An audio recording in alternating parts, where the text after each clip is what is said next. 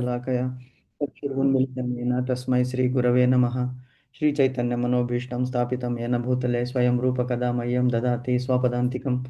वन्देऽहं श्रीगुरो श्रीयुतपदकमलं श्रीगुरून् वैष्णवांश्च च श्रीरूपं साग्रजातं सहगणरघुनाथान्वितं तं सजीवं साद्वैतं सावधूतं परिजनसहितं कृष्णचैतन्यदेवं श्रीराधाकृष्णपादान् सहगणललिता श्रीविशाखान्वितांश्च नमो ओं विष्णुपादाय कृष्णप्रेष्ठाय भूतले श्रीमते भक्तिवेदान्तस्वामिनीति नामिने नमस्ते सरस्वती देवी गौरवाणी प्रचारिणी निर्विशेष शून्यवादी पाश्चात्य देशतारिणे वाञ्छाकल्पतरुभ्यश्च कृपा सिन्धुभ्य एव च पतितानां पावनेभ्यो वैष्णवेभ्यो नमो नमः। नमो महावदान्याय कृष्णप्रेमप्रदायते कृष्णाय कृष्णचैतन्यनाम्ने गौरत्विषे नमः। हे कृष्णा करुणा सिन्धो दीनबन्धो जगत्पते गोपेश गोपिकान्त राधाकान्त नमोऽस्तुते। तप्त कांचन गौरांगी राधे वृंदावनेश्वरी वृषभानुसुते देवी प्रणमामि हरिप्रिये नीलांचल निवासाय नित्याय परमात्मने बलभद्र सुभद्राय जगन्नाथाय ते नमः। जय श्री कृष्ण चैतन्य प्रभु नित्यानंद श्री अद्वैत गदाधर श्रीवासादि गौर भक्तवृंद हरे कृष्णा कृष्ण कृष्ण हरे हरे हरे राम राम हरे हरे हरे कृष्णा कृष्ण कृष्ण हरे राम हरे हरे हरे कृष्णा कृष्ण कृष्ण हरे राम राम हरे हरे। एकं शास्त्रं देवकी पुत्र गीतम् एको देवो देवकी पुत्र एव च एको मन्त्रस्य तस्य नामानि यानि कर्मस्येकं तस्य देवस्य सेवा। हरे कृष्णा कृष्ण कृष्ण हरे राम राम हरे हरे। हरे कृष्णा माता जी। हरे कृष्णा हरे कृष्ण प्रभु जी। यशोदी माता जी। हरे कृष्ण प्रभु जी। दंडवत प्रणाम माता हरे कृष्ण प्रभु जी, जी। दंडवत प्रणाम। हरे कृष्णा माता जी। సో మనము we were in fourth chapter of Bhagavad Gita. అందులో సిక్స్త్ శ్లోకము ఆల్మోస్ట్ మనం కంప్లీట్ అంటే కంక్లూడింగ్ పార్ట్లో మనం ఉన్నాము నిన్న. ఈ శ్లోకం గురించి జస్ట్ ఎవరైనా బ్రీఫ్ చేయగలరా? ఇంతవరకు మనం డిస్కస్ చేసాము 2-3 డేస్గా. ఈ అజోపి సన్యవ్యయాత్మ భూతానాం ఈశ్వరోపి సన్ ప్రకృతిం స్వామధిష్టాయ సంభవామ్య ఆత్మమాయయా సంభవామి ఆత్మమాయయా అనేటువంటి శ్లోకము భగవంతుడు శ్రీకృష్ణునికి శ్రీకృష్ణుడు అర్జునునికి తన అవతారము గురించి, తన జన్మ అనేటువంటిది భగవంతునికి లేదు, అవతారము అపియరెన్స్ గురించి చెప్తున్నాడు. సో జస్ట్ మనం ఏమర్థమైంది, మనం ఏం అర్థం చేసుకున్నాము ఈ 2-3 డేస్లో ఈ శ్లోకము గురించి ఎవరైనా కొద్దిగా బ్రీఫ్గా చెప్తారా? So that we can move ahead. ముందు ఇక్కడ పరమాత్మ నాకు జనన మరణాలు అనేవి లేవు, నా దేహము ఎప్పుడూ నశించదు అని చెప్పారు ప్రభుజీ. కరెక్ట్. తర్వాత భగవంతుడు అంటే ఎప్పుడు జన్మించినా భగవంతునికి దేవదేవుడు కాబట్టి తన ఇంతకు ముందు జన్మలు అన్నీ గుర్తుంటాయి, కానీ సాధారణంగా మానవులకి గుర్తుండవు ప్రభుజీ. Yes, correct. అంటే మనం కూడా వేరే వేరే జన్మలు ఎత్తుతూ ఉంటాం, కానీ మనకి ఇంతకు ముందు జన్మ ఏంటి అనేది మనకి తెలియదు అసలు ఏమి. అవును, కరెక్ట్. సో అదే పరమాత్మ చెప్తున్నారు. Yeah, very nice, very good. తర్వాత పరమాత్మ ఎప్పుడు నేను ఒకే రకమైన దేహంతో అవతరిస్తాను అని చెప్పారు. Yeah, yes Mataji, correct, very nice. ఇంకంటే ఇక్కడ నిన్న చెప్పిన సూర్యుడు మనము అస్తమించాడు అని అనుకుంటాం, కానీ సూర్యుడు అక్కడే ఉంటాడు. యా, అది ఎక్స్ప్లెనేషన్ చెప్పారు Prabhuji. Correct, very good, nice. ప్రభా మాతాజీ మీరు ఏమైనా యాడ్ చేస్తారా? అను మాతాజీ, యశోద మాతాజీ. భగవంతుడు నాకు పుట్టక లేదు ప్రభుజీ. చెప్పండి మాతాజీ. భగవంతుడు నాకు పుట్టక లేదు, నేను ఆత్మ నుండే తనను తానే సృష్టించుకుంటాడు అని చెప్పారు ప్రభుజీ. భగవంతుడు ఆనంద స్వరూపుడు. కరెక్ట్. అతను ఆది పరమాత్మకి ముసలితనం అనేది లేదు Prabhuji. Yeah, correct, very good. అంటే ఎప్పుడు యవ్వనంగానే కనిపిస్తూ ఉంటారు మనకి అలా. యా, యవ్వనుడిలా ఉంటాడు. Yes, correct. దాంతో పాటు నిన్న మనం అజామిలుడు గురించి కూడా మీరు వివరించారు ప్రభుజీ. యా, భగవంత నామస్మరణ అనేది ఆయన చేయడం వల్ల విష్ణులోకానికి విష్ణుదూతులు వచ్చి తీసుకెళ్లారని చెప్పేసి మనం అదొక ఉదాహరణ చెప్పుకున్నాం నిన్న. Example, yeah, correct Mataji. Very nice Mataji. మన సో హృదయంలోనే భగవంతుడు ఉంటాడు. భగవంతుడు శరణాగత వత్సలుడని మీరు మెయిన్ గా ఈ రిపీటెడ్ గా మాత్రం మనం చెప్పుకున్నాం. కరెక్ట్, శరణంటూ వచ్చిన వాళ్ళని ఆయన ఎప్పుడు రక్షిస్తాడు. Yeah, correct. Very very nice. Very happy for you రక్షిస్తాడు. Mataji. Very nicely concluded. Yeah. So భగవంతుడు అర్జునునికి అడిగినటువంటి శ్లోకము, అర్జునుడు చెప్పినటువంటి అర్జునుడు అడిగినటువంటి క్వశ్చన్కి భగవంతుడు ఇక్కడ చెప్తున్నాడు అనమాట. ఏమిటి అంటే, నాకు పుట్టుక అనేది లేదు, అంటే ఆత్మయోని స్వయం జాత, నేను నన్ను నేనే సృష్టించుకుంటాను. ఎలాగా? నాలోని అంతరంగ శక్తి ద్వారా నన్ను నేనే సృష్టించుకుంటాను. ఎప్పుడు సృష్టించుకుంటాను అనేది నెక్స్ట్ శ్లోకంలో మనకు వస్తుందన్నమాట. అంటే ఎవరికైతే పుట్టుక గిట్టుక లేదో వాళ్ళకి ఈ స్మృతి విభ్రమం అనేటువంటిది ఉండదు. ఎందుకంటే they are ever present, they are always present. మరి మనము కూడా ఆల్వేస్ ప్రజెంట్ కదా. అంటే ఒక జన్మ తర్వాత ఇంకొక జన్మకి వెళ్ళేటప్పుడు ఏమవుతుంది అంటే, మన సూక్ష్మ శరీరాలు ఫోర్ శరీరం ఉన్నది మనకి. స్థూల శరీరము, సూక్ష్మ శరీరము, ఆ తర్వాత 3 యాక్చువల్గా లింగ శరీరము అనేటువంటిది 3 ఉన్నదన్నమాట. ఈ స్థూల శరీరం అంటే ఇది పంచభూతాలతో నిర్మించింది. స్థూల శరీరం అనేటువంటిది, సూక్ష్మ శరీరం అనేటువంటిది మనము వేరే వేరే లోకాలకి ప్రయాణించడానికి అనుకూలపడుతుందన్నమాట. ఎందుకంటే ఈ స్థూల శరీరంతో మనం వెళ్ళలేము. అది ఓన్లీ పాండవుల్లో అందులోనూ ధర్మరాజుకు మట్టుకే అది సాధ్యమైందనమాట. ఆ స్థూల శరీరంతో ప్రవేశించలేము లోకాలని. సూక్ష్మ శరీరంతో లోకాలకి, అంటే పై లోకాలకు కానీ కింది లోకాలకు కానీ వెళ్ళవచ్చు. ఈ లింగ శరీరం అనేటువంటిది సూక్ష్మ శరీరంలో ఇంకొక శరీరం అనమాట. ఎప్పుడైతే ఆ లింగ శరీరము భంగం అవుతుందో అప్పుడు మనిషికి ముక్తి అనేటువంటిది వస్తుంది. అంటే he is no need to take birth again. ఇది మామూలుగా అన్ని ప్రాణులకి కూడా ఉన్నది. కానీ భగవంతుడు అన్ని ప్రాణులలాగా జన్మించడు. భగవంతుడు ఏమంటాడు? నేను అపియర్ అవుతాను, ప్రత్యక్షం అవుతాను. అంటే నీ కళ్ళ ముందు నేను కనిపిస్తానంటే, కళ్ళ ముందు కనిపిస్తానంటే ఏమిటి అర్థము? Already I'm there, but you cannot see me. So I'm there ever, eternal, omnipresent, always. He is present always and everywhere. కాబట్టి అతనికి స్మృతి విభ్రమము అంటే ఆ జన్మల గురించి తెలియకపోవడం అనేటువంటిది ఉండదు. ఎవరి జన్మలు? మన జన్మలు. ఆయనకి జన్మే లేదు కాబట్టి ఆయనకి మన అందరి జన్మల గురించి తెలుసు. Because he is so powerful, he is so capable, he is so potent, Omni present ఆయన. అండ్ ప్రకృతి అతని అధీనంలో ఉన్నది. ఇప్పుడు మనము ప్రకృతి అధీనంలో ఉన్నాము. దట్ మీన్స్ పరమాత్మ, ప్రకృతి, జీవులు. సో ఇలాగ మళ్ళీ జడ పదార్థము ఇవన్నీ కూడా ఉన్నది. సో ఎప్పుడైతే పరమాత్మ అధీనంలో ప్రకృతి ఉన్నదో, సో ప్రకృతి cannot have any influence on పరమాత్మ, బికాస్ హీ ఈస్ కంట్రోలింగ్ ప్రకృతి. కానీ మనము ప్రకృతి ఒడిలో ఎందుకున్నాము అంటే, మనము బద్ధ జీవులము. వీఆర్ బౌండెడ్ బై అవర్ కర్మ. అందుకే బద్ధ జీవులు అని ఎందుకంటారు? బద్ధ అంటే బౌండెడ్, బంధనము. ఈ బంధనం అనేటువంటిది ఏమిటి? ఈ జన్మ. ఎన్నో బంధనాలు ఉన్నాయి. Relationship is one more. Attachment with property, attachment with money, attachment with position, ఇవన్నీ కూడా మనకి సంకెళ్ళు అయిపోయాయి అనమాట. సో వీటి నుంచి మనం బయట పడలేము. ఎందుకు? కావాలన్నా బయట పడలేము. ఎందుకంటే మనం అంత గట్టిగా మనల్ని దాంతో బంధించుకున్నాము. సో ఇది మాయ వలన ఇలాగవుతుంది. Maya has got so much influence on all the living entities. కాబట్టి మనము మరిచిపోతాము. ఎప్పుడైతే భూమి మీద జన్మ తీసుకుంటామో అప్పుడు ఈ మాయ యొక్క ప్రభావం మన మీద ఎక్కువగా ఉండి మనం మరిచిపోతామని భగవంతుడు చెప్తున్నాడు అనమాట. సో తనకి అన్నీ గుర్తున్నది, కానీ అర్జునునికి ఏమీ గుర్తులేదు అనేటువంటిది అక్కడ చెప్తున్నాడు.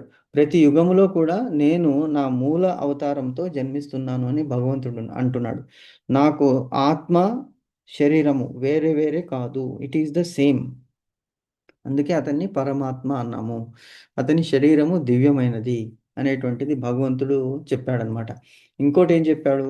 నేను అన్ని జీవులకి నేను ప్రభువుని అని కూడా చెప్పాడు కదా భగవంతుడు. అంటే సర్వస్య చాహం హృది సన్నివిష్టో మత స్మృతిర్జ్ఞాన అపోహనంచ వేదేశ్వ సర్వే రహమేవ వేద్యో వేదాంతకృత్ వేద విధేవ చాహం అని కూడా భగవంతుడు చెప్పాడు. మరి అలా చెప్పినప్పుడు ఆ, అంటే ఏమిటి అర్థము? మన హృదయంలో భగవంతుడు ఉన్నాడు కాబట్టి he already knows what we are doing, what we did and what we are doing in birth after birth. కాబట్టి there is no problem or there is no question of him not remembering our birth as well as our deeds అన్నమాట. తర్వాత ఇంకా కొన్ని విషయాలు చెప్పారు. ఏమని ఈ శ్లోకంలో? ఎవరికైతే అసుర ప్రవృత్తి ఉంటుందో వాళ్ళు ఈ విషయాన్ని అంగీకరించరు అనేటువంటిది కూడా తెలిసింది. తర్వాత భగవంతునికి ముసలితనం అనేటువంటిది లేదు. He will never age, he will grow as if he appears as if he will grow, but his stature will be the same. అంటే బాల్యావస్థ ఉన్నప్పటికీ యవ్వనావస్థ వచ్చినప్పటికీ అక్కడికి స్టాప్ అయిపోయింది అనమాట. He will appear as if he is an youngster of 20 or 25 years. తనకి కొడుకులు, మనవళ్ళు, మునిమనవళ్ళు అందరూ ఉన్నప్పటికీ కూడా మనము భగవంతునిలో ఒక తెల్ల వెంట్రుక కానీ అతని శరీరము శిథిలం అవ్వడం కానీ చూడలేము. ఎందుకంటే అది దివ్యమైనటువంటి శరీరము అనేటువంటిది కూడా మనం నిన్న తెలుసుకున్నాము. So we will just conclude this with a few points which we can do by these slides. ఒక 4-5 స్లైడ్స్ క్రియేట్ చేశాము. దాంట్లో మనకి we can easily conclude what we have discussed since 2 or 3 days. కనిపిస్తుందా మాతాజీ?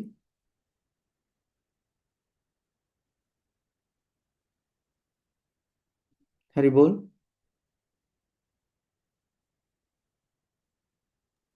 హరే కృష్ణ మాతాజీ, కనిపిస్తుందా స్లైడ్? కనిపించట్లే ప్రభుజీ. అంటే ఒక్కటే కనిపిస్తుంది Prabhuji. 4th chapter 6th శ్లోకాన్ని కనిపిస్తుంది, శ్లోక కనిపించట్లేదు. అదే నెక్స్ట్ వస్తుంది ఇప్పుడు. I will share it. Okay Prabhuji. Okay, so the mystery of divine birth అన్నాడు. అంటే డివైన్ బర్త్, డివైన్ అపియరెన్స్ ఉండాలి. It is not divine birth. I will correct it later on. So Jnana Karma సన్యాస జ్ఞాన కర్మ సన్యాస యోగ అనేటువంటిది ఇది శ్లోక నంబర్. ఇది ఏమిటి మనకి 4th chapter 6th శ్లోకాల్లో. సో ఈ సందర్భం ఏమిటి మనకందరికీ తెలుసు. అదే శ్రీకృష్ణుడు అర్జునుడికి నాకు మరియు నీకు అనేక జన్మలు గడిచాయి, నా జన్మలన్నీ నాకు తెలుసు కానీ నీకు తెలియదు అని చెప్పాడనమాట. ఎందుకు తెలియదంటే అర్జునునికి మాయాదేవి యొక్క ప్రభావం ఉన్నది. ఆల్దో హీఈస్ నరుడు, నరనారాయణులో అర్జునుడు నరుడు అయినప్పటికీ కూడా భగవంతునితో సమానము కాలేడు. కాబట్టి అతనికి భగవంతునిలో ఉన్నటువంటి క్వాలిటీస్ అన్నీ ఉన్నప్పటికీ the potency or the extent to which God has no one else can match him. అందుకే అతనికి తెలియదు. జ్ఞాపక శక్తి ఉండొచ్చు కానీ భగవంతునిలాగా లేదు అని మనం తెలుసుకోవాలి. సో ఈ దీంట్లో భగవంతుడు ఎలా అవతారాన్ని తీసుకుంటున్నాడు అనేటువంటిది ఈ శ్లోకంలో చెప్తున్నాడు. ఏమిటి? అజోపి సన్యవ్యయాత్మ భూతానాం ఈశ్వరోపి సన్ ప్రకృతిం స్వామధిష్టాయ సంభావ్యాం ఆత్మ మాయయా. నా మాయ చేత ఆత్మలో నుంచి నేను పుడుతున్నాను. సో పదాలకన్నీ మనం అర్థం నిన్న తెలుసుకున్నాం. అజహ అంటే పుట్టుక లేనివాడను, అపి అయినప్పటికీ, అవ్యయ ఆత్మ, వ్యయము అంటే ఖర్చు అయ్యేది, నా వ్యయము అవ్యయము. అవ్యయము అంటే ఖర్చు ఆర్ తరగనిది ఆర్ నశింపనిది అని కూడా వస్తుందన్నమాట. ఆర్ నాశనము లేని దేహము కలవాడను. భూతానాం ఈశ్వరం సర్వభూతానాం హృదయేశ అర్జున తిష్టతి అని మనం అనుకున్నాం. అందరి హృదయాల్లో భగవంతుడు ఉంటాడు. కాబట్టి అందరి యాక్టివిటీస్ అందుకే అంటాం మనం అప్పుడప్పుడు తప్పు చేసినప్పటికీ నీ ఆత్మ సాక్షిని ప్రశ్నించు. ఆత్మ అంటే ఏమిటి అక్కడ? పరమాత్మ. సో నీ ఆత్మ పక్కనే కూర్చున్నాడు కదా భగవంతుడు, పరమాత్మ. అతన్ని నువ్వు తప్పు చేస్తున్నావని నీ ఆత్మకి తెలుసు, కానీ నువ్వు దాన్ని ఒప్పుకుంటావా, ఆ తప్పు చేస్తావా అనేటువంటిది ప్రశ్నించుకో. నీకు కరెక్ట్ అనిపిస్తే, అందుకే మనం అంటాం ఇప్పుడు భగవద్గీత ఇంతకుముందు మనం చాలా సినిమాల్లో చూసాము. భగవద్గీత మీద చేయి పెట్టి ప్రమాణం చేస్తారు. అంటే నేను నిజమే చెప్తాను, నిజము తప్ప ఇంకేమీ చెప్పను అనేటువంటి ప్రమాణము భగవద్గీత అంటే ఇట్ ఈస్ ఈక్వల్ టు వేదం అనమాట. సో వేదం అనేటువంటిది ఏమిటి? అపౌరుషేయం, అంటే పురుషులు చెప్పినటువంటిది కాదు, పురుషాతీతుడు అంటే భగవంతుడు దేవుడు చెప్పినటువంటిది. కాబట్టి అంతటి మహాత్మ్యం ఉన్నదన్నమాట భగవద్గీతకి. సో ఈశ్వరం హృదయేశ అర్జున తిష్టతి, సర్వభూతానాం ఈశ్వరం హృదయేశ అర్జున తిష్టతి అంటున్నాడు భగవంతుడు. తర్వాత ఈశ్వరుడు అంటే ఎవరు? ప్రభువు అయిన పరమేశ్వరుడు. కాబట్టి he can control everything and everybody. తర్వాత స్వాం అంటే నా యొక్క ప్రకృతిని అధిష్టాయ ఆశ్రయించి, అంటే నా అధీనంలో ఉన్నది ప్రకృతి.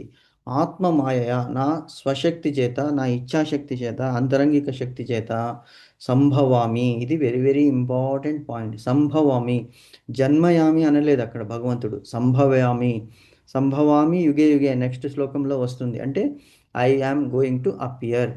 అపియర్ అంటే ఏమిటి? అందరికీ కనిపిస్తాను. అందరికీ ఎవరికి కనిపిస్తాను? ఎవరైతే మహాత్ములు ఉంటారో, ఎవరు పుణ్యాత్ములు ఉంటారో వాళ్ళకి నేను కనిపిస్తాను. వాళ్ళకి నేను దేవుడిని అనిపిస్తాను. మిగతా వాళ్ళకి కనిపించినా అనిపించను. ఎందుకు?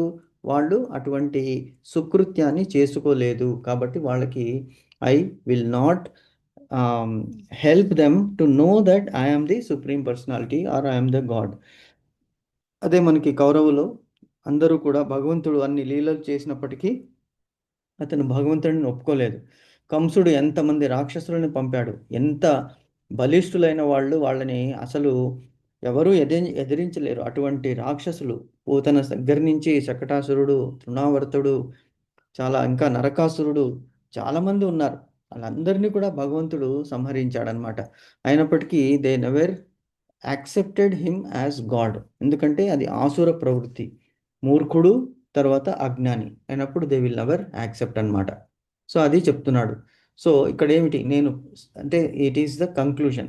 నేను పుట్టుక లేనివాడను, నాశనము లేని శరీరం కలవాడను, మరియు సమస్త జీవరాశులకు ప్రభువును అయినప్పటికీ నా అంతరింగిక శక్తి ఆత్మమాయ ద్వారా నా ప్రకృతిని అధీనములో ఉంచుకొని నేను ఈ లోకములో అవతరిస్తున్నాను. That means I'm appearing here controlling the prakriti. That is very important.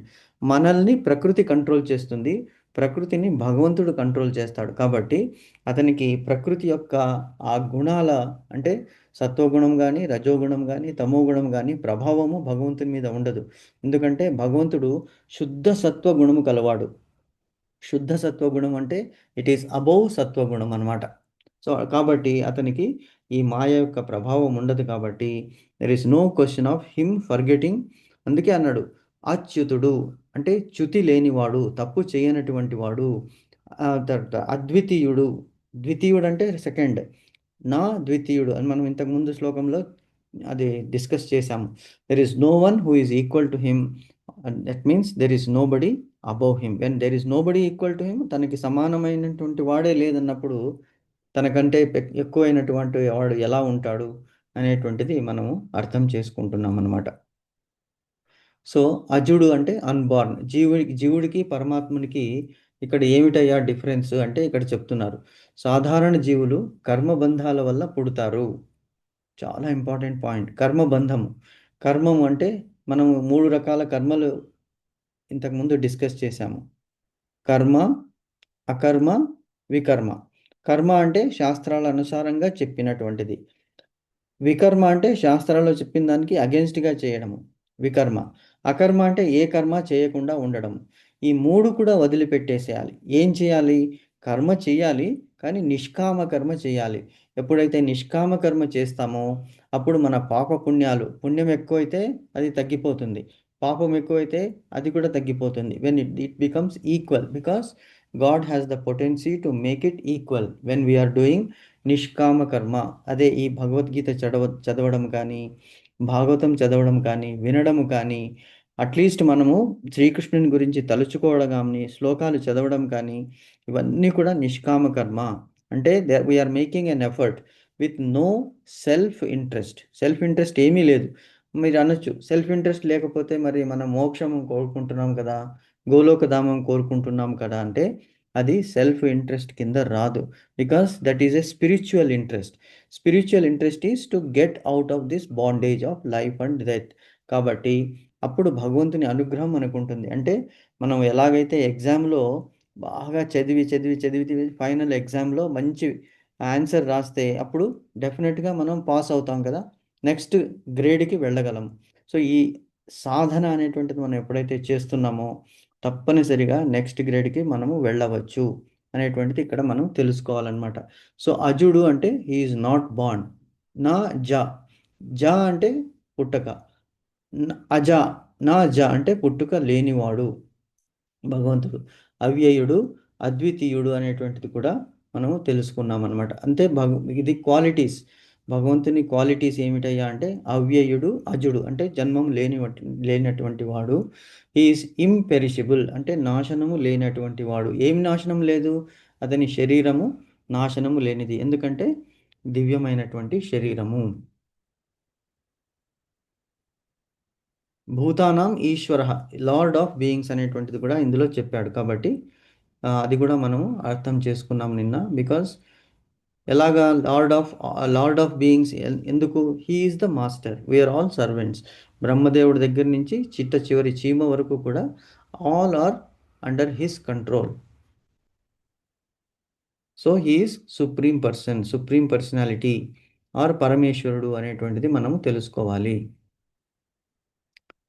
ప్రకృతిం స్వం మై నేచర్. జీవుడు ప్రకృతికి బానిస కానీ కృష్ణుడు ప్రకృతికి యజమాని. ఇది కూడా మనం డిస్కస్ చేశాము. ఆయన ప్రకృతిని తన అధీనంలో ఉంచుకుంటాడు. ఆత్మ మాయయ అంటే తన యొక్క మాయ, తన యొక్క పొటెన్సీ. భగవంతుడు తన యోగ మాయ శక్తి ద్వారా తన ఇష్టానుసారం దివ్య రూపంలో అవతరిస్తాడు. ఇది భౌతికమైనటువంటి మాయ కాదు. భౌతికమైనటువంటి మాయ ఏమిటంటే కనికట్టు. అంటే మనకి కళ్ళుగా కనిపిస్తుంటుంది, ఏదో చేస్తుంటాడు మాయాజాలంతో. తర్వాత ఏమిటంటే ఇట్ ఈస్ ఎ ట్రిక్. కానీ భగవంతుడు అలా చేయడు. ఇట్ ఈస్ తన దివ్యమైనటువంటి మాయ ద్వారా ప్రత్యక్షము కానీ అంతర్ధానం కానీ భగవంతుడు అవుతుంటాడు అనేటువంటిది మనము తెలుసుకున్నామన్నమాట. సో జీవుడికి ఈశ్వరుడికి డిఫరెన్స్ ఏమిటని ఇక్కడ మనం అర్థం చేసుకోవాలి. కర్మకు బద్ధుడు జీవుడు, కర్మకు అతీతుడు, అభోవ్ కర్మ ఈశ్వరుడు. ఎలాగయ్యా? మరి శ్రీకృష్ణుడు కూడా కర్మలు చేశాడు కదా. అతను కూడా ఏమేమి కర్మలు చేశాడు? అతను పూజలు చేశాడు, అతను ధ్యానం చేశాడు, అతను కూడా మరి అర్జునుడికి సారథ్యం వహించాడు, రాయబారిగా వెళ్ళాడు, గుర్రాలని కడిగాడు, పాండవులని రక్షించాడు. తర్వాత ఎవరు ఉత్తరాదేవి గర్భంలో ఉన్నటువంటి పరీక్షిత్తుని రక్షించాడు. తర్వాత దుష్టులందరినీ శిక్షించాడు. 18 సార్లు జరాసంధుడు తన 23 అక్షౌహిణీల సైన్యంతో వచ్చినప్పటికీ అందరినీ కూడా సంహరించాడు. మరి ఇవన్నీ కూడా కర్మలు కాదా అంటే భగవంతుని అవి కర్మలు కావు, అవి భగవంతుని లీలలు. ఎందుకంటే అతనికి అందులో ఏమీ సెల్ఫ్ ఇంట్రెస్ట్ లేదు. ఎందుకు? అతను వాళ్ళని చంపినప్పటికీ కూడా వాళ్ళందరూ కూడా ఎవరు? వాళ్ళ కర్మలకి అనుసారంగా ఆ ఫలితాన్ని అనుభవించారు అంతే. కాబట్టి భగవంతుడు ధర్మాన్ని నెలకొల్పడానికి ఆ రాక్షసులని మట్టుపెట్టాడనమాట. సో మరి వెన్న దొంగ చేశాడు, మరి జారుడు చోరుడు అన్నారు అక్కడ. అంటే గాడ్ ఈజ్ ఓనింగ్ ఎవ్రీబడి. కాబట్టి అతను వేరే వాళ్ళ ఇంట్లో వెన్న దొంగిలించాడంటే అది వేరే వాళ్ళది కాదు, భగవంతుడు ఇస్తేనే మనకి ఇవన్నీ వస్తుంది. కాబట్టి అతను ఇచ్చిన దాన్ని అతనే తీసుకుంటే అతను ఎలా దొంగ అవుతాడు? So he is not going to be found fault. So ఇవన్నీ కూడా మనకి అందుకే కర్మకి భగవంతుడు అతీతుడు. జీవుడు ఏమిటి? ప్రకృతి మాయ చేత నియంత్రించబడ్డాడు. ఏమిటయ్యా ఇది అంటే మనము వీఆర్ ఆల్ బద్ధ జీవులం కదా. ఎలాగైతే మనము ఈ భూమి మీదకి వచ్చామంటే that is like a jail, prison. మనం ఎగ్జాంపుల్ కూడా చెప్పాము. జైల్లో జైలర్ ఉంటాడు, సూపరింటెండెంట్. అతను ఎప్పుడైనా రావచ్చు, ఎప్పుడైనా పోవచ్చు. మరి అతను కూడా జైల్లో వచ్చాడు కదా, అతను వెళ్ళడానికి వీల్లేదా అంటే హీ హిమ్సెల్ఫ్ ఎలాగైతే ఓనరు కంపెనీకి ఎప్పుడైనా రావచ్చు, ఎప్పుడైనా వెళ్తాడు. మరి మరి మిగతా వాళ్ళందరూ కూడా ఒక టైం ఉంటుంది, ఆ టైంకి రావాలి, వెళ్ళాలి. అలాగే మనమందరూ కూడా. సో ఇది డిఫరెన్స్ అన్నమాట. సో ప్రకృతి మాయ అంటే rules and regulations doesn't apply to God. ఎందుకు? కర్తుం అకర్తుం అన్యథా కర్తుం. నా ఇష్టము, ఎందుకంటే నా ఇష్టానుసారము నేను ఈ లోకాన్ని క్రియేట్ చేస్తాను. మరి ఈ లోకాన్ని నా ఇష్టం చేతనే ప్రళయంలో నేను కరిగించేస్తాను. కాబట్టి నాకు ఏ మాయ కానీ, ఏ రూల్ కానీ, ఏ ఎఫెక్ట్ కానీ లేదు. ఎందుకంటే he is the boss. So there is no boss is always correct. అంటే not in that manner, but it is actually correct. ఎందుకంటే బాస్ ఏదైనా చేయగలడు, ఎందుకంటే అతనికి తెలుసు ఏది మంచిదో ఏది చెడుదో, because he is responsible for all those deeds. అలాగే భగవంతుడు అవ్యయుడు అచ్యుతుడు అన్నాం కాబట్టి అతను తప్పు చేసే క్వశ్చనే లేదు. ఎందుకంటే అందరికీ కర్మానుసారంగా శిక్షలు కానీ అనుగ్రహం కానీ భగవంతుడు చేస్తాడనేటువంటిది మనం గుర్తుపెట్టుకోవాలి. సో మానవ శరీరం ఏమిటి? పంచభూతాలతో కూడినటువంటిది. అగ్ని, నీరు, వాయువు, ఆకాశము, జలము, ఇవన్నిటితో కూడినటువంటి పంచభూతాలతో ఉన్నటువంటి మన దేహము. భగవంతునిది దివ్యమైనటువంటి దేహము. ఇది మానవుడు ఎందుకు జన్మిస్తాడు? అవసర అర్థము పుడతాడు. అవసరార్థం అంటే కర్మలు, ఎన్నో జన్మల్లో ఎన్నో కర్మలు చేశాడు. ఆ కర్మల యొక్క ఫలితాన్ని అనుభవించడానికి మళ్ళీ మళ్ళీ జన్మ తీసుకుంటాడు. కానీ భగవంతుడు ఎందుకు అవతారం తీసుకుంటాడు? ధర్మ సంస్థాపనార్థాయ సంభవామి యుగే యుగే. హీ సంకల్పంతో అవతరిస్తాడు. ఏమని? ఏదో ఒక సంకల్పం ఉన్నది. ఎలాగా వామనుడు అవతరించాడు. వామనుడు ఎందుకు అవతరించాడు? వామనుడు రాక్షసులని మన స్వర్గలోకంలో ఇంద్రాది దేవతలని బలిచక్రవర్తి ఓడించి 99 యాగాలు చేస్తుంటాడు, అశ్వమేధ యాగాలు. చేసినప్పటికి 100 యాగాలు చేశాడంటే దెన్ హీ విల్ బికమ్ ఇంద్రుడు అయిపోతాడనమాట. కానీ అతనికి ఈ జన్మలో అటువంటి అవకాశం లేదు. మళ్ళీ నెక్స్ట్ జన్మలోనే అతనికి అవకాశం ఉందని చెప్పి భగవంతుడు వామనుడి రూపంలో వచ్చి, అంటే తల్లి వేడుకుంటుందన్నమాట. ప్రహ్లాదుడు వాళ్ళ వంశం వాళ్ళందరినీ రక్షిస్తానని భగవంతుడు నారసింహ రూపంలో ఆశ్వాసన ఇచ్చాడు ప్రహ్లాదునికి. నీ తర్వాత 7 తరాలు, నీ వెనక 7 తరాలు కూడా ఉద్ధరించబడతారయ్యా ప్రహ్లాద, నీ వంటి భక్తుని వలన. అంటే అప్పుడు ప్రహ్లాదుడు అంటాడు, నా తర్వాత వాళ్ళు తప్పు చేసినా వాళ్ళని క్షమించు తండ్రి అంటే. సో ఆ మాటని నిలబెట్టడానికి బలిచక్రవర్తిని సంహరించకుండా అతన్ని అర్థించి, అంటే బ్రాహ్మణ రూపంలో వచ్చి అతని దగ్గర నుంచి దానము తీసుకుంటాడు. 3 లోకాలని తిరిగి ఇంద్రునికి, ఇంద్రాది దేవతలకి స్వర్గాన్ని భగవంతుడు ఇస్తాడు. సో ఏదో ఒక సంకల్పంతో వస్తాడు. అలాగే పరశురామ అవతారం ఉన్నది. పరశురామ అవతారంలో ఏమిటి? దుష్ట క్షత్రియులను భూభారాన్ని హరించడానికి, అంటే ఆ క్షత్రియులందరూ కూడా రాజులందరూ కూడా తప్పు చేసినటువంటి రాజులే తప్పు చేస్తే ఇంకా ధర్మం ఎక్కడుంది?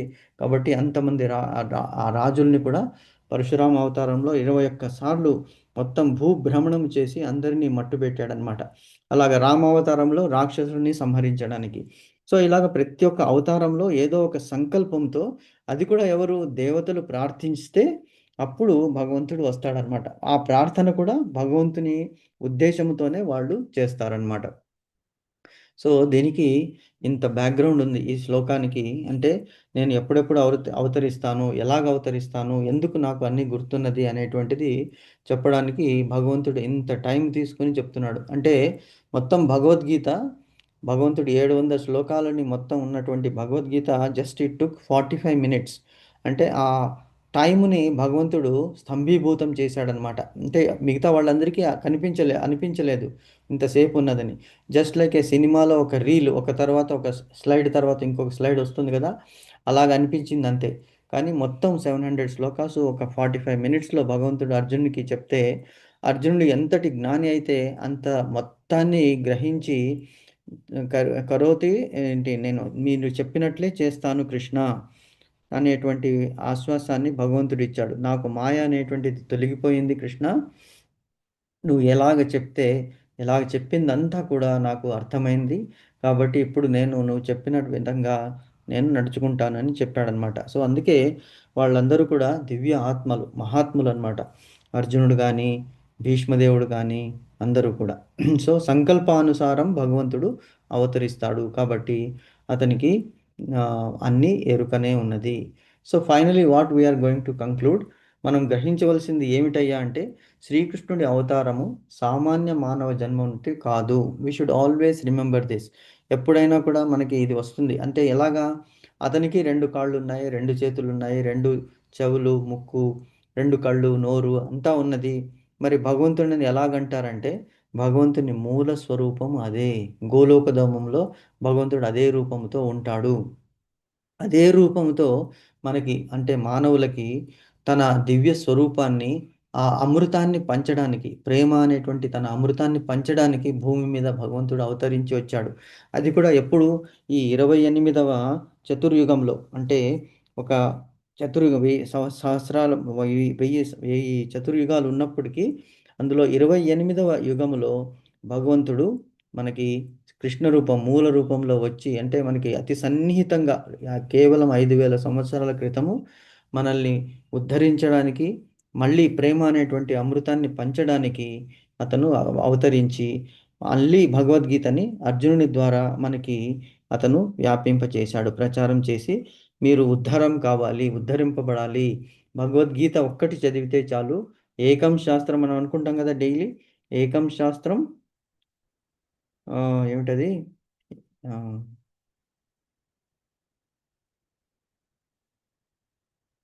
దేవకీ పుత్ర గీతం Prabhuji. Very good excellent Mataji చూడండి అదే మత్త స్మృతి జ్ఞాన అపోహనంచ ఏకం శాస్త్రం దేవకీ పుత్ర గీతం ఏకో దేవో దేవకీ పుత్ర ఏవచ ఏకో మంత్రస్య తస్య నామాని యాని కర్మస్యేకం తస్య దేవస్య సేవ thank you Mataji thanks for reminding so ఏకో గీతం దేవకీ పుత్ర ఏవచ దేవకీ పుత్ర గీతం దేవకీ పుత్రుడు ఎవరు కృష్ణుడు కృష్ణుడు చెప్పినట్టు ఒకటే చాలయ్యా మీరు ఎందుకు అన్నీ చూస్తారు అన్నీ చూస్తే mind you will get confused కలియుగంలో అన్నీ చూసి చివరికి ఏమీ చెయ్యమన్నమాట ఇది చేయాలా అది చేయాలా ఇన్ని ఉంటే ఏమిటండి అన్నీ కన్ఫ్యూజ్ అయిపోతున్నాము అసలు ఏ దేవుణ్ణి పూజించాలి ఎందుకు పూజించాలి ఎలా పూజించాలి ఇది చేస్తే కరెక్టా అది చేస్తే కరెక్టా ఎన్నో సందేహాలు మనలో ఉంటాయి అవన్నీ సందేహాలని పారదొలడానికి just do what I said నేనేమని చెప్పాను పత్రం పుష్పం ఫలం తోయం యౌమే భక్త్యా ప్రియచ్చతి ఏదో ఒకటి ఇవ్వవయ్యా నీకు ఇవ్వాలనుకుంటే ఇవ్వు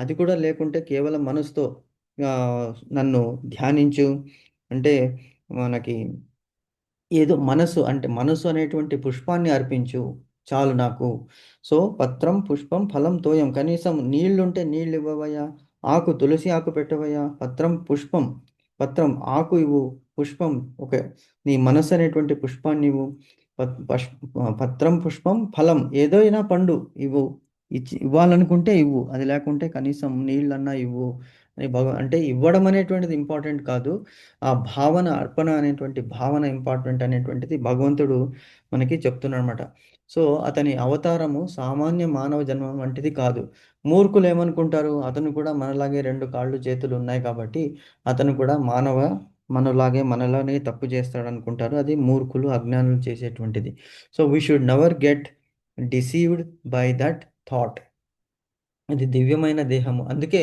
శిశుపాలుడు మనకి రాజసూయాగంలో శిశుపాలుని భగవంతుడు ఏం చేశాడు 100 తప్పుల వరకు క్షమిస్తాను ఎన్ని తిట్లు తిట్టినా ఓకే తన మేనత్తకి ప్రామిస్ చేస్తాడు అతను పుట్టినప్పటి నుంచే శిశుపాలుడు తిట్టుకుంటూ వస్తాడు అతన్ని తన తల్లి వేడుకుంటుంది నన్ను నువ్వు భగవంతుడని తెలుసు అందరికీ అయినప్పటికీ వీడు ఇలాగ తిడుతూనే ఉన్నాడు క్షమించవయ్యా అంటే కృష్ణుడు ప్రామిస్ చేస్తాడు 100 తప్పుల వరకు ఇతన్ని నేను క్షమిస్తాను 100 తప్పులు దాటితే ఇంకా అతన్ని క్షమించడం అంటూ ఉండదు అని అక్కడ అంటే భగవంతుని దూషణ అలాగే కంసుడు కూడా మనము అందరినూ భగవంతుని ఎలాగ ప్రేమిస్తాము భగవంతుని మాస్టర్ అంటే మనం అనుకున్నాం కదా 5 విధాలుగా భగవంతుని మనము ధ్యానించవచ్చు just like a swami or ప్రేమికుడు ఆర్ సన్ ఆర్ తండ్రి ఆర్ స్నేహితుడు ఎలాగైనా మనము భావించవచ్చు అన్నమాట సో ఇది ఈ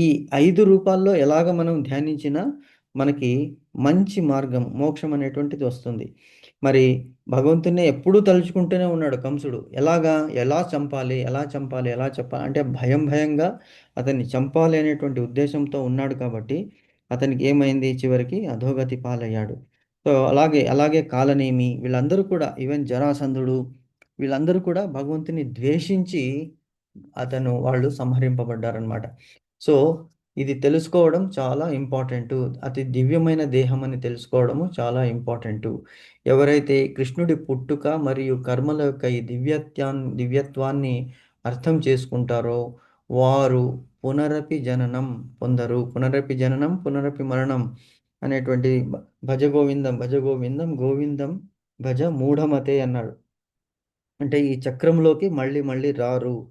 ఇది ఈ శ్లోకాన్ని వీ షుడ్ ఆల్వేస్ రిమెంబర్. ఈ శ్లోకాన్ని గనుక మనము ఎప్పుడూ తలుచుకుని అంటే ఇదే పరమ సత్యము. మనం పరమ సత్యం అనేటువంటి 3rd చాప్టర్‌లో కూడా తెలుసుకున్నాము. భగవంతుడు దివ్యమైనటువంటి శరీరము, అతడు సర్వగుణ సంపన్నుడు, సర్వదోష వివర్జితుడు, అచ్యుతుడు, అద్వితీయుడు, అమోఘుడు భగవంతుడు, అవ్యయుడు అన్నీ కూడా భగవంతునికి నామాలన్నమాట. సో, ఈ ఎవరైతే ఈ పరమ సత్యాన్ని తెలుసుకుంటారో వాళ్ళకి మోక్షం అనేటువంటిది అరచేతిలో ఉంటుంది అండి. ఇంత ప్రామిస్ చేస్తున్నాడు భగవంతుడు. అంటే నా గురించి తెలుసుకోండి, నా గురించి నలుగురికి చెప్పండి. ఎందుకంటే నేను సామాన్యమైనటువంటిది వాడను కాదు. నేనే భగవంతుడను. నన్ను ఎవరైతే శరణు వేడతారో వాళ్ళకి ఆహ్, తప్పనిసరిగా మోక్ష అనేటువంటిది దొరుకుతుంది. అండ్ ఏమిటి ఆహ్, ఇంకోటి భగవంతుడు ఇంకోటి ప్రామిస్ చేస్తున్నాడు. యోగక్షేమం వహామ్యహం. ఎవరైతే నన్ను వేడుకుంటారో వాళ్ళ యోగము అంటే ఏది లేదో వాళ్ళ దగ్గర అది నేను వాళ్ళకి దొరికేటట్టు చేస్తాను. దొరికిన దాన్ని నష్టం అవ్వకుండా క్షేమంగా రక్షిస్తాను అనేటువంటి ప్రామిస్ కూడా భగవంతుడు చెప్తున్నాడనమాట. సో, ఎవరైతే కృష్ణుడి పుట్టుక మరియు కర్మల యొక్క ఈ దివ్యత్వాన్ని అర్థం చేసుకుంటారో వాళ్ళు పునరపి జననం మళ్ళీ జననం అనేటువంటి దాన్ని పొందరు. మోక్షం పొందుతారు అని గీత 4.9 ఇంతకు నెక్స్ట్ వస్తుందనమాట శ్లోకం. 4.9లో మనకి భగవంతుడు చెప్తున్నాడనమాట. So, this is just what I thought we should discuss about because ఇంత పెద్ద శ్లోకము, ఇంత పెద్ద భావార్థం ఇచ్చారు. సో, అవన్నీ కూడా ఒక రోజు, 2 రోజుల్లో మనము తెలిసి చదవడం కాదు. We should actually digest. అంటే మనం జీర్ణించుకోవాలన్నమాట. అణువులో మన దేహంలో ఉన్నటువంటి అణువులో ప్రతి రక్తపు బొట్టులో కూడా ఇది మనకి it should go into hour DNA. అంటే అప్పుడు దెన్ వి విల్ ఫీల్ ఆ దివ్యత్వం అనేటువంటి దాన్ని మనము అనుభవించవచ్చన్నమాట. ఎప్పుడైతే మనం ఆ దివ్యత్వాన్ని అనుభవిస్తామో అప్పుడు మనకి ఎవరైతే మనం వినదలుచుకున్నారో, ఎవరికైతే మీరు చెప్పదలుచుకున్నారో అప్పుడు మీ ద్వారానే భగవంతుడు పలికిస్తాడనమాట. నేను ఎలా చెప్పడమయ్యా? నాకిది తెలీదే, నాకిది రాదే అని అనుకోకండి. మీకు ఆ మనసులో ఉన్నది 10 మందికి, నా వాళ్ళకి, మన వాళ్ళకి విల్ స్టార్ట్ ఫ్రమ్ దేర్. మన వాళ్ళు ఫస్ట్, మన సర్కిల్, మన హస్బెండ్ గానీ, ఆర్ వైఫ్ గానీ, చిల్డ్రన్ గానీ, మన అక్క చెల్లెళ్ళు కానీ closed family. From there we will go to our neighbours, from there to our street, from there to our town, from there to అదేంటి స్టేట్ కానీ, నేషన్ కానీ, విశ్వము కానీ, విశ్వం అంతటికి అందుకే ఇది అన్నారు Krishna consciousness. It is everybody should be aware of